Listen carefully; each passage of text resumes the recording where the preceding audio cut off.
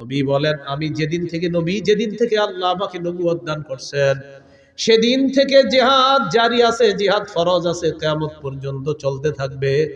আমার উম্মতের শেষ দলটা দাজ্জালের সাথে লড়াই করা পর্যন্ত আমার এই জিহাদের যে বিধান আল্লাহ দিয়েছেন কিয়ামত পর্যন্ত এটা চলতেই থাকবে।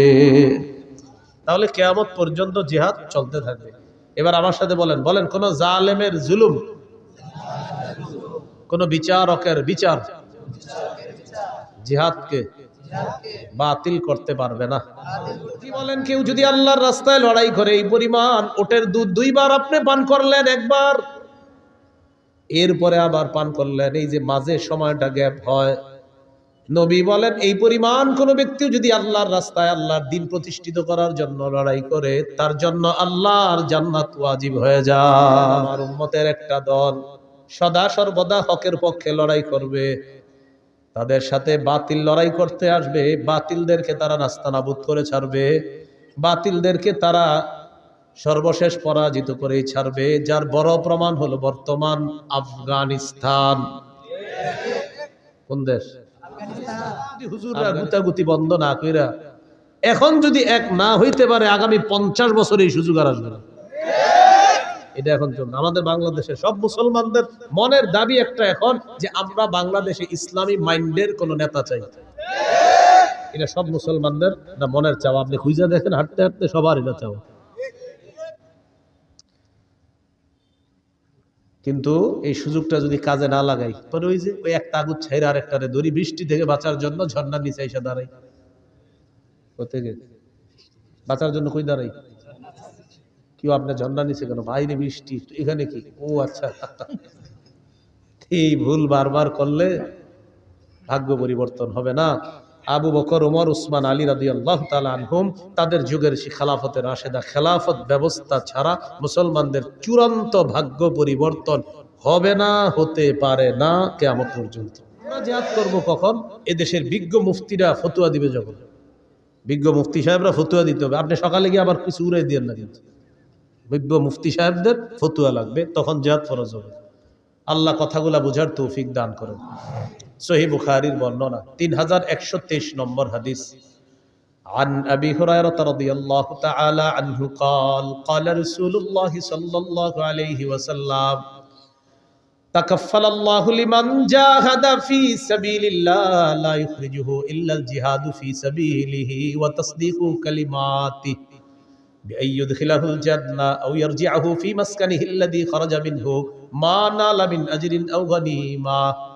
কোন ব্যক্তি জিহাদে বের হয়েছে, শুধু জিহাদের নিয়তে বের হয়েছে এবং আল্লাহর কথাগুলা বিশ্বাস করছে, হ্যাঁ জিহাদ করলে এই লাভ, এগুলা জেনে সে বের হয়েছে, এই ব্যক্তি জিহাদের ময়দানে যাওয়ার পর আল্লাহ দায়িত্ব নিয়ে নেয়, হয়তো শহীদ বানায়া তাকে জান্নাতে পৌঁছায়া দিবে, না হয় প্রচুর গনিমতের মাল সহ তার ঘরে আল্লাহ তাকে ফিরিয়ে দিবে। আলহামদুলিল্লাহ الحمد لله كفى وسلام على عباده الذين اصطفى أما بعد فأعوذ بالله من আওয়াজ বাড়ান না বাইরের আওয়াজ কমা। এতক্ষণ তো ঠিক ছিল। আপনাদের কি কেউ বুদ্ধি দেয় যে আরিফ বিন হাবিব বসলে আওয়াজ বাড়াইতে? এটা কিন্তু আমার একটা দুর্বলতা। আওয়াজ বাড়লে আমি বয়ান করতে পারি না, যেখানে যাই আওয়াজ বাড়ায় কেন? আলহামদুলিল্লাহ শুরু করি নেই, বাস গুতানো শুরু।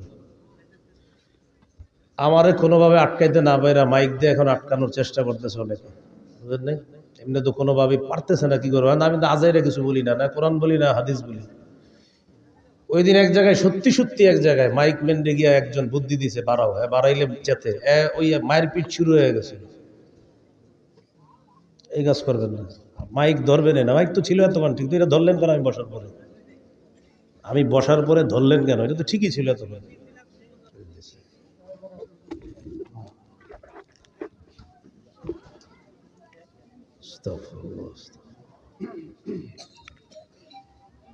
আলহামদুলিল্লাহ আলহামদুলিল্লাহি কাফা ওয়া সালামুন আলা ইবাদিহিল্লাযীনা ইসতাফা أما بعد فأعوذ بالله من الشيطان الرجيم بسم الله الرحمن الرحيم إن الله اشترى من المؤمنين أنفسهم وأموالهم بأن لهم الجنة يقاتلون في سبيل الله فيقتلون ويقتلون وقال رسول الله صلى الله عليه وسلم تكفل الله لمن جاهد في سبيل الله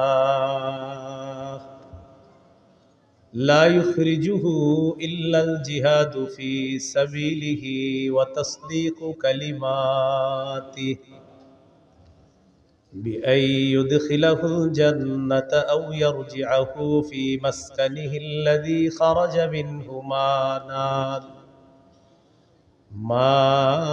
نال من أجر أو غنيمة أو كما قال عليه الصلاة والسلام اللهم صل على محمد وعلى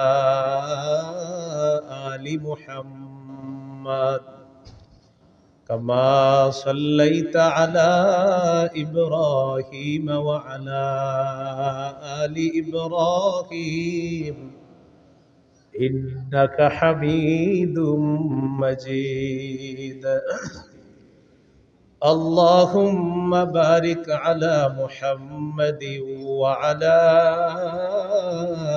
آل محمد كما باركت على إبراهيم وعلى آل إبراهيم إنك حميد مجيد اللهم إني أعوذ بك من شر لساني ومن شر سمعي ومن شر بصري ومن شر مني আল্লাহ তাআলার দরবারে শুকরিয়া আদায় করছি আল্লাহ আমাদেরকে এই মাহফিলে উপস্থিত হওয়ার তৌফিক দান করেছেন বলে আলহামদুলিল্লাহ।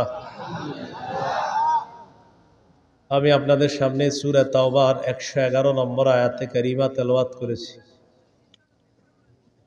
এই আয়াতে আল্লাহ তাআলা বলেন ইন্নাল্লাহা আশতারা মিনাল মুমিনিনা আনফুসাহুম ওয়া আমওয়ালাহুম বিআন্না লাহুমুল জান্নাহ।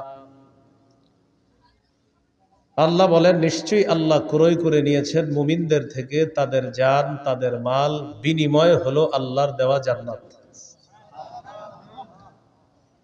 ইউকাতিলুনা ফি সাবিলিল্লাহি ফায়াকতুলুনা ওয়া ইউকতালুন। তারা আল্লাহর রাস্তায় লড়াই করবে, কাফেরদেরকে তারা হত্যা করে জাহান্নামে পাঠাবে এবং তাদেরকে শহীদ করা হবে, তারা জান্নাতে পৌঁছে যাবে। বলেন আমার সাথে, ক্রেতা বিক্রেতা, দ্রব্য মূল্য বাজার।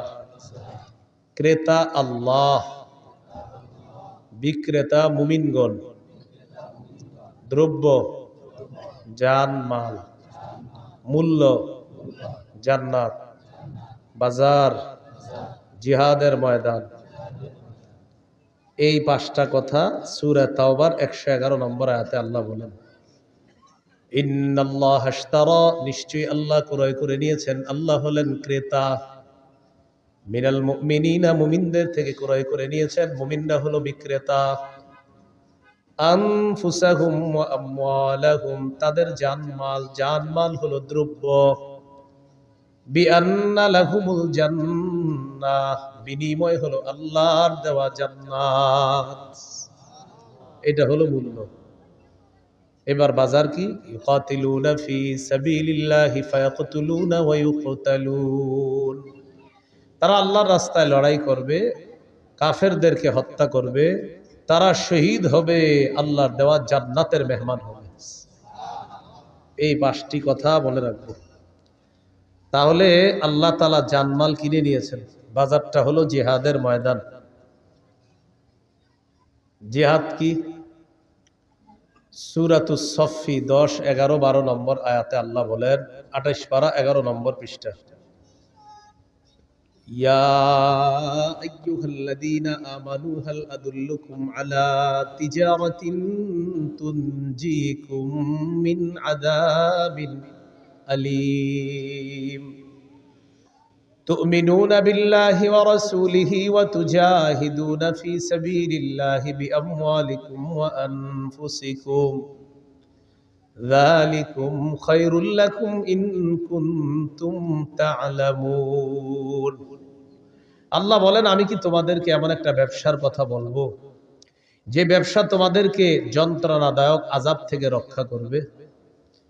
সেই ব্যবসাটা হলো তোমরা আল্লাহকে বিশ্বাস করবা, রসুলকে বিশ্বাস করবা, জানমাল নিয়ে আল্লাহর রাস্তায় লড়াই করবা। এই ব্যবসা তোমাদেরকে আযাব থেকে রক্ষা করবে। যালিকুম খায়রুল লাকুম ইন কুনতুম তা'লামুন, তোমরা যদি জানতে এটাই তোমাদের জন্য কল্যাণ।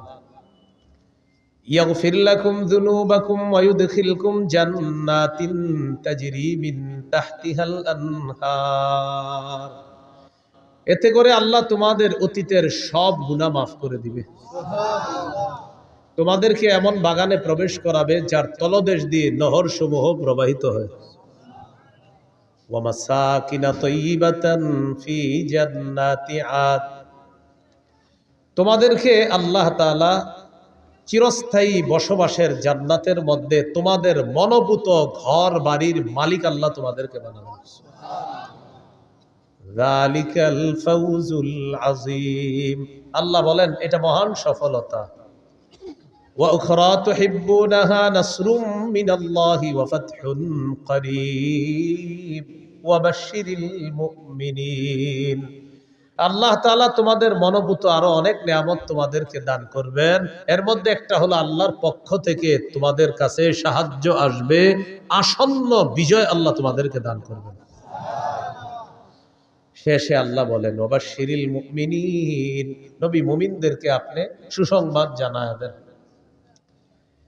সূরা হুজুরাতের 15 নম্বর আয়াতে আল্লাহ বলেন ইন্নামাল মুমিনুনা আল্লাযীনা আমানু বিল্লাহ ওয়া রাসূলিহি সুম্মা লাম ইয়ারতাবু ওয়া জাহাদু বিআমওয়ালিহিম ওয়া আনফুসিহিম ফি সাবিলিল্লাহ। আল্লাহ তাআলা বলেন প্রকৃত ঈমানদার হলো তারা যারা আল্লাহকে বিশ্বাস করে, রসুলকে বিশ্বাস করে, সামান্য সন্দেহ করে না, জানমাল নিয়ে আল্লাহর রাস্তায় লড়াই করে। আল্লাহ তাআলা বলেন তারা হলো খাঁটি ঈমানদার। উলাইকা হুমুস সাদিকুন, আমি আল্লাহ পবিত্র কোরআনে তাদেরকে খাঁটি সত্যবাদী বলে ঘোষণা করলাম। ঈমান আল্লাহকে রসুলকে বিশ্বাস করা, সন্দেহ না করা, জানমাল নিয়ে জিহাদ করা। আল্লাহ বলেন কোরআনে বলে দিলাম তারা খাঁটি সত্যবাদী।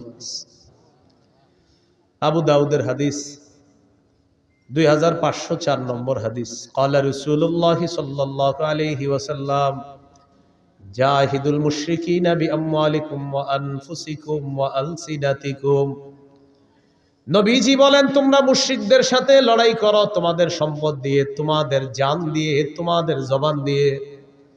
নবী বলেন সম্পদ দিয়ে লড়াই করো, জান দিয়ে লড়াই করো, তোমাদের জবানের মাধ্যমে লড়াই করো। এক নাম্বার নবী বললেন মাল দিয়ে লড়াই করো। আমাদের দেশে জিহাদ ফরজ হওয়ার আগ পর্যন্ত এখন আমরা মাল কোথায় দিব? ফিলিস্তিনের মুজাহিদদের জন্য ফান্ড কালেকশন করে তাদের কাছে পাঠাতে হবে। এটা জান, এটা হলো মাল। আর জান, আমাদের দেশের বিজ্ঞ মুফতি সাহেবরা যদি ফতুয়া দেয় জিহাদ ফরজ, তখন জান দিয়ে জিহাদ করা। 3 নাম্বার ও আলসিনাতিকুম, জবান দিয়ে জিহাদ করবা। ফিলিস্তিনের বিরুদ্ধে গোটা দুনিয়াও যদি এখন হয়ে যায়, গোটা দুনিয়ার বিরুদ্ধে আমাদের বলতে হবে। এটা হলো জবান দিয়ে বলতে থাকা। বুঝে আসছে সবার কথাগুলো? জিহাদের নিয়ত আছে সবার? কার কার আছে দেখি? মাশাআল্লাহ, হাত নামান।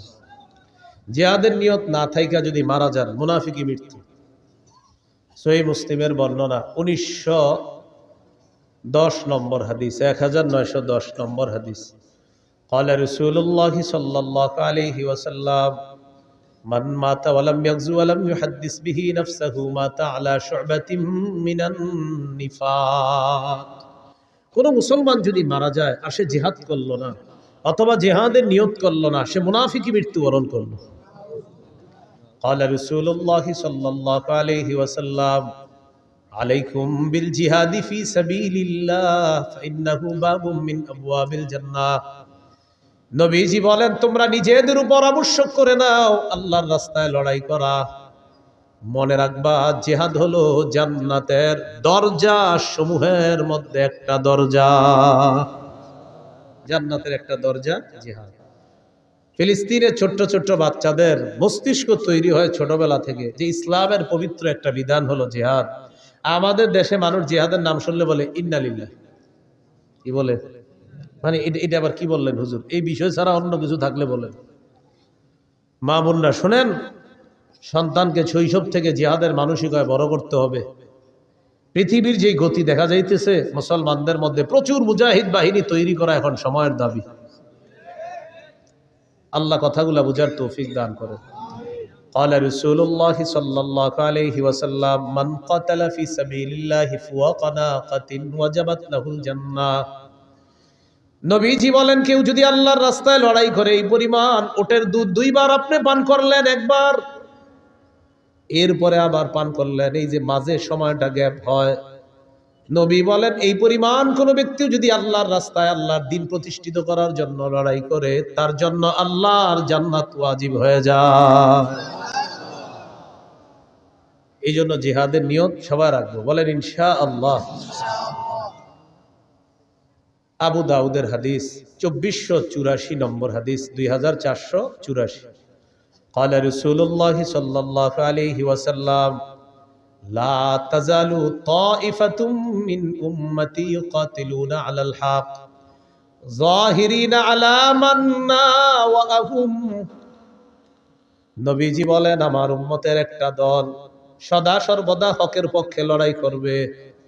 তাদের সাথে বাতিল লড়াই করতে আসবে, বাতিলদেরকে তারা নাস্তানাবুদ করে ছাড়বে, বাতিলদেরকে তারা সর্বশেষ পরাজিত করেই ছাড়বে। যার বড় প্রমাণ হলো বর্তমান আফগানিস্তান। কোন দেশ? আফগানিস্তান। অভিভাবক বানাইছে কাকে জানেন? আল্লাহকে। কাকে?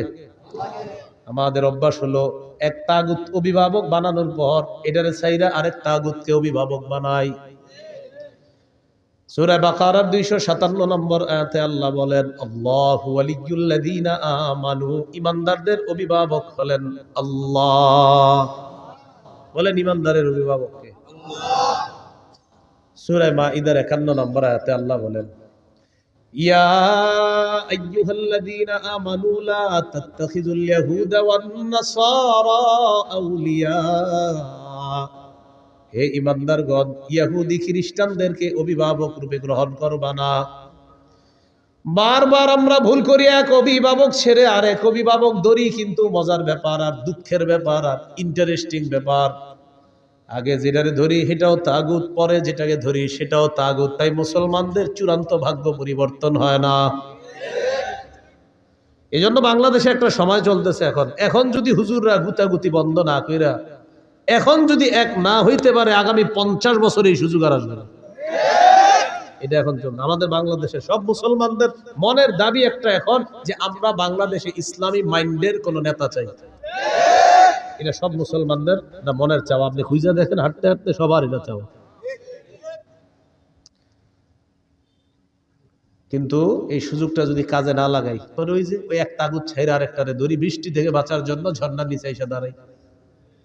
কোথেকে বাঁচার জন্য কই দাঁড়াই? কেউ আপনার ঝর্ণার নিচে কেন? বাইরে বৃষ্টি, এখানে কি? ও আচ্ছা। এই ভুল বারবার করলে ভাগ্য পরিবর্তন হবে না। আবু বকর, ওমর, উসমান, আলী রাদিয়াল্লাহু তাআলা আনহুম, তাদের যুগের সেই খেলাফতের রাশেদা, খেলাফত ব্যবস্থা ছাড়া মুসলমানদের চূড়ান্ত ভাগ্য পরিবর্তন হবে না, হতে পারে না কিয়ামত পর্যন্ত।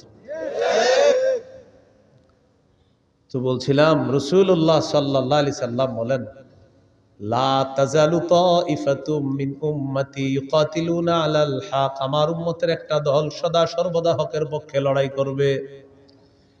যাহিরিনা আলা মান নাওয়াহুম, তাদের বিরুদ্ধে যারা থাকবে তাদেরকে তারা পরাজিত করে ছাড়বে। হাত্তা ইউকাতিলা আখির উম্মতি আল মাসিহ আদ দাজ্জাল, এমনকি আমার উম্মতের সর্বশেষ দলটি দাজ্জালকে পর্যন্ত পরাজিত করবে, আমার উম্মতকে আল্লাহ বিজয় দান করবে। আবু দাউদের 2532 নম্বর হাদিসের বর্ণনা, 2532। এই হাদিসে কি বলে দেখেন, قال رسول الله صلى الله عليه وسلم ثلاثة من أصل الإيمان। নবীজি বলেন ঈমানের মূল হলো তিনটা। বলেন ঈমানের মূল কয়টা? মানে অনেকগুলো আছে, এর মধ্যে সবচেয়ে বেশি মূল কয়টা? এক নম্বর আল কাফু আম্মান ক্বালা লা ইলাহা ইল্লাল্লাহ। পড়েন তো আপনি আমার সাথে পড়েন। এ দেখেন উনি পড়ছে না, আমিও দাবি করে আমি মুমিন, আর উনিও দাবি করে উনি মুমিন। আমার উপর প্রথম কাজ হলো আমি ওনারে কষ্ট না দেওয়া। এটা ঈমানের মূল বিষয়ের একটা বিষয়, যে লা ইলাহা ইল্লাল্লাহ ওয়ালাকে তুমি কষ্ট দিবা না। এটা প্রথম। আল কাফু আম্মান ক্বালা লা ইলাহা ইল্লাল্লাহ, যে লা ইলাহা ইল্লাল্লাহ মুখে বলে, অন্তরে বিশ্বাস করে, এই ব্যক্তিকে আমি কষ্ট দিতে পারবো না। এটা ঈমানের মূল বিষয়ের একটা বিষয়। দ্বিতীয় বিষয়, ওয়ালা নুকাফিরুহু বিযামবিন, কোন মুমিনকে শুধু গুনাহের কারণে আমরা তাকে কাফের বলবো না। তিন নাম্বার, ওয়ালা নুখরিজুহু মিনাল ইসলামি বিআমালিন, কোন আমলের কারণে কোন মুসলমানকে ইসলাম থেকে বের করে দিব না। কোন আমলের কারণে ইসলাম থেকে তাকে আমরা বের করে দিব না। হ্যাঁ হুজুর, তার ব্যাপারে কোনো ফতোয়া আসবে, এটা ফতোয়া বিভাগ ফতোয়া দিবে, আপনি কথায় কথায় কাউরে কাফের বলে ফেললেন। তাহলে ঈমানের মূল বিষয় তিনটা। এক নাম্বার আল কাফু আম্মান ক্বালা লা ইলাহা ইল্লাল্লাহ, যে ব্যক্তি বলে লা ইলাহা ইল্লাল্লাহ তাকে কোনো কষ্ট না দেওয়া। দুই নাম্বার ওয়ালা নুকাফিরুহু বিযামবিন, কোন মুমিনকে গুনাহের কারণে আমরা কাফের বলবো না। তিন নাম্বার ওয়ালা নুখরিজুহু মিনাল ইসলামি বিআমাল, কোন মুমিনের কোন আমল দেখাই তাকে আমরা ইসলাম থেকে বের করে দিব না। এরপর আল্লাহ নবী বলেন, ওয়াল জিহাদু মাযিন মুনযু বাসানি আল্লাহু ইলা আইয়ু কাতিলা আখির উম্মতি আদ-দাজ্জাল। নবী বলেন, আমি যেদিন থেকে আল্লাহ আমাকে নবুয়ত দান করছেন, সেদিন থেকে জিহাদ জারি আছে, জিহাদ ফরজ আছে, কিয়ামত পর্যন্ত চলতে থাকবে। আমার উম্মতের শেষ দলটা দাজ্জালের সাথে লড়াই করা পর্যন্ত আমার এই জিহাদের যে বিধান আল্লাহ দিয়েছেন, কিয়ামত পর্যন্ত এটা চলতেই থাকবে। তাহলে কিয়ামত পর্যন্ত জিহাদ চলতে থাকবে। এবার আমার সাথে বলেন, কোন জালেমের জুলুম, কোন বিচারকের বিচার জিহাদকে বাতিল করতে পারবে না।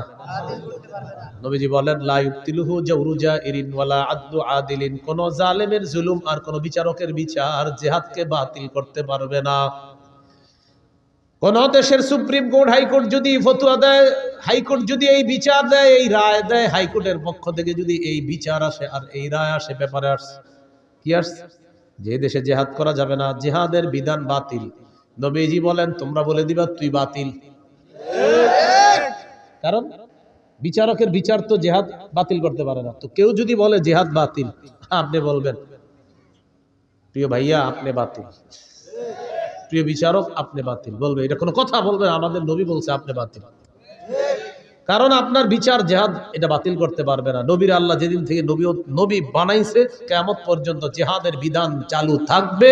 আপনার মতো বিচারকের বিচার আর কোন জালেমের জুলুম কিয়ামত পর্যন্ত পবিত্র জিহাদকে বাতিল করে নাই, করতে পারবে না। আপনি করলেও হবে না, আপনি বাতিল হবেন। এই হলো জিহাদের বিধান। আল্লাহ আমাদেরকে বুঝার তৌফিক দান করেন। তবে ওই বিষয়টা গুরুত্বপূর্ণ। আমরা জিহাদ করব কখন? এদেশের বিজ্ঞ মুফতিরা ফতোয়া দিবে যখন। বিজ্ঞ মুফতি সাহেবরা ফতোয়া দিতে হবে। আপনি সকালে গিয়ে আবার কিছু উড়াই দিয়েন না, কিন্তু বিজ্ঞ মুফতি সাহেবদের ফতোয়া লাগবে, তখন জিহাদ ফরজ হবে। আল্লাহ কথাগুলা বুঝার তৌফিক দান করেন। সহিহ বুখারীর বর্ণনা 3123 নম্বর হাদিস। عن أبي هريرة رضي الله تعالى عنه قال قال رسول الله صلى الله عليه وسلم تكفل الله لمن جاهد في سبيل الله لا يخرجه إلا الجهاد في سبيله وتصديق كلماته بأن يدخله الجنة أو يرجعه في مسكنه الذي خرج منه ما نال من أجر أو غنيمة। কোন ব্যক্তি জিহাদে বের হয়েছে, শুধু জিহাদের নিয়তে বের হয়েছে, এবং আল্লাহর কথাগুলা বিশ্বাস করছে, হ্যাঁ জিহাদ করলে এই লাভ, এগুলা জেনে সে বের হয়েছে, এই ব্যক্তি জিহাদের ময়দানে যাওয়ার পর আল্লাহ দায়িত্ব নিয়ে নেয়, হয়তো শহীদ বানায়া তাকে জান্নাতে পৌঁছায়া দিবে, না হয় প্রচুর গনিমতের মাল সহ তার ঘরে আল্লাহ তাকে ফিরিয়ে দিবে। সহিহ মুসলিমের বর্ণনা 1878 নম্বর হাদিস। قال رسول الله صلى الله عليه وسلم مثل المجاهد في سبيل الله كمثل الصائم القائم القانت بآيات الله لا يفتر من صيام ولا صلاة حتى يرجع المجاهد في سبيل الله। নবীজি বলেন, কোন ব্যক্তি নফল রোজা রাখে, নফল নামাজ পড়ে, আর নামাজের মধ্যে ধারাবাহিক কোরআন তেলাওয়াত করে। কোন ব্যক্তি নামাজের মধ্যে আছে, নফল নামাজের মধ্যে কোরআন তেলাওয়াত করতেছে, আর লোকটা রোজা অবস্থায়, এক হলো সে রোজাদার, আরেক হলো সে নামাজের মধ্যে আছে, আরেক হলো সে আল্লাহর কোরআন তেলাওয়াত করতেছে। সবগুলাই গুরুত্বপূর্ণ। নবীজি বলেন, এই ব্যক্তি কোন রকম ক্লান্তিহীন ভাবে এই ইবাদত করলে যে সওয়াব, নফল নামাজ ধারাবাহিক পরে রোজাও রাখে আর তেলাওয়াত করতেছে, কোনো ক্লান্ত নয়, এই লোকটা ক্লান্ত হয় না। এই ক্লান্তিহীন নামাজ রোজা, ক্লান্তিহীন তেলাওয়াত করে সেই ব্যক্তি যেই সওয়াব পাবে, আল্লাহর রাস্তায় যেই মুজাহিদ, এই মুজাহিদ জিহাদে যাওয়ার পর ফিরে আসার আগ পর্যন্ত এই পরিমাণ সওয়াব আল্লাহ তার আমল নামায় দিয়ে দেয়। চলতে থাকে আমল নামায়। এটা মুজাহিদ যদি আল্লাহর রাস্তায় যায়। আবু দাউদের বর্ণনা 1449 নম্বর হাদিস। এই হাদিসের বর্ণনাকারী সাহাবীর নাম আব্দুল্লাহ ইবনে হুবশিগিল খাসআমি রাদিয়াল্লাহু তাআলা। তিনি বলেন, আন্না রাসূলুল্লাহ সাল্লাল্লাহু আলাইহি ওয়াসাল্লাম সুইলা আইয়ুল আমালি আফযালু ইয়া রাসূলুল্লাহ। নবীজিকে জিজ্ঞাসা করা হলো, হুজুর কোন আমল সবচেয়ে শ্রেষ্ঠ? নবীজি বললেন, তুলুল কিয়াম, লম্বা সময় নামাজে দাঁড়ায় থাকা, এটা শ্রেষ্ঠ আমল। শীতকালে লম্বা সময় একটু নামাজ পড়েন, তাহাজ্জুদ পড়েন, লম্বা সময় একটু দাঁড়ায় থাকেন শীতকালে, বলেন ইনশাআল্লাহ। 4 রাকাত সুন্নত একদম 3.5 মিনিটের বেশি লাগাবেন না। কি বলেন? কয় রাকাত? 4 রাকাত। প্রথম 2 রাকাত মনে করেন ঠিক মতো পড়ছে, পরে ইমাম সাহেব জামাতে দাঁড়াইবো, পরের 2 রাকাত পুরাই বুলেট শুরু হয়ে গেছে। কি ঘটনা কি? মুয়াজ্জিন সাহেব ইকামত দিছে, হের কথা হলো আমি এই 2 রাকাত যেমনি হোক শেষ করে ধর্মই হুজুর।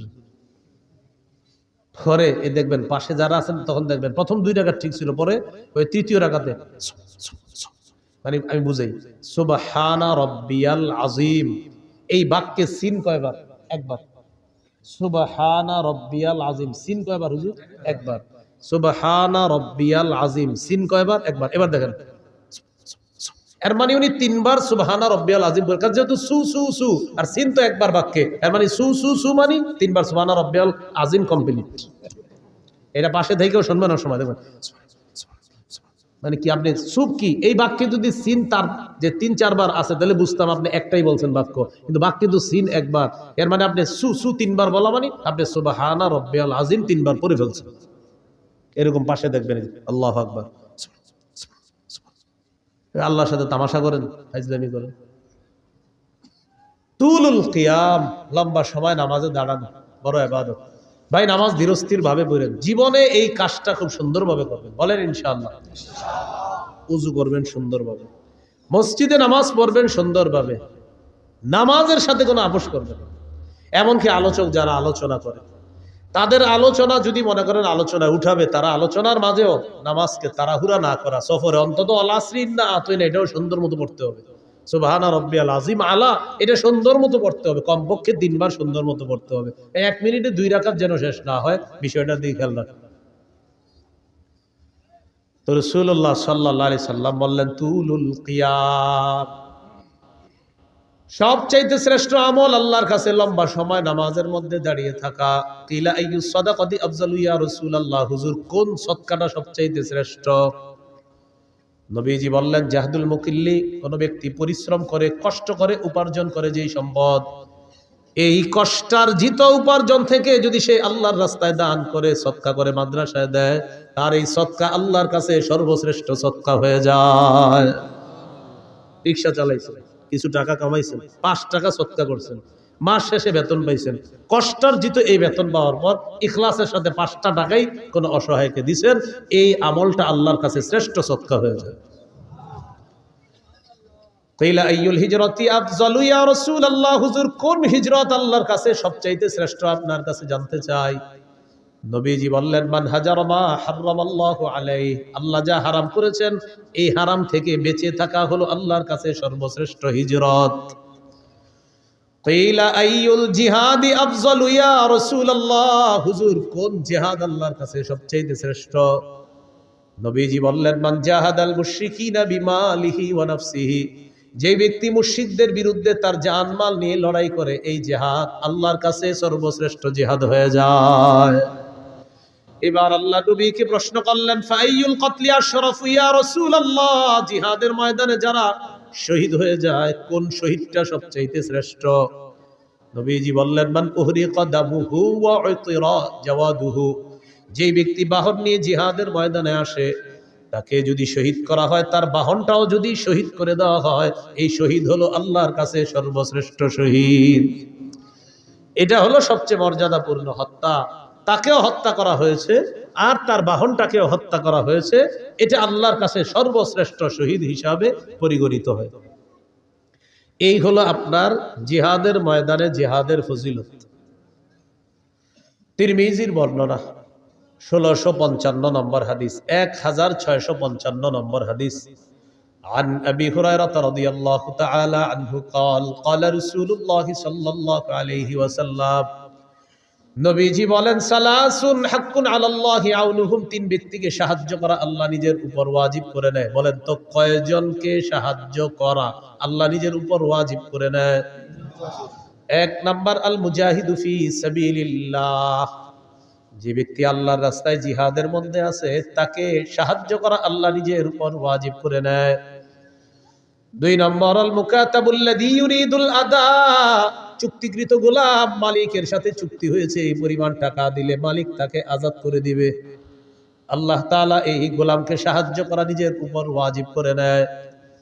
3 নম্বর নাকিহুল্লাযী ইউরিদুল আফাফা, কোন ব্যক্তি যদি বিয়ের মাধ্যমে পবিত্র হতে চায় আল্লাহ তাআলা তাকে সাহায্য করা নিজের উপর ওয়াজিব করে নেয়।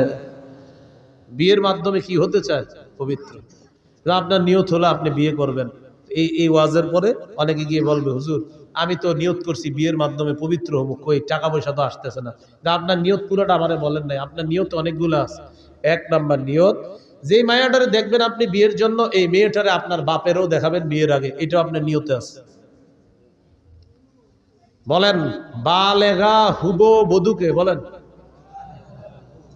আবার বালেগা হুবো স্ত্রীকে শ্বশুরের জন্য দেখা সম্পূর্ণ হারাম। তো আপনার নিয়ত এটা আছে।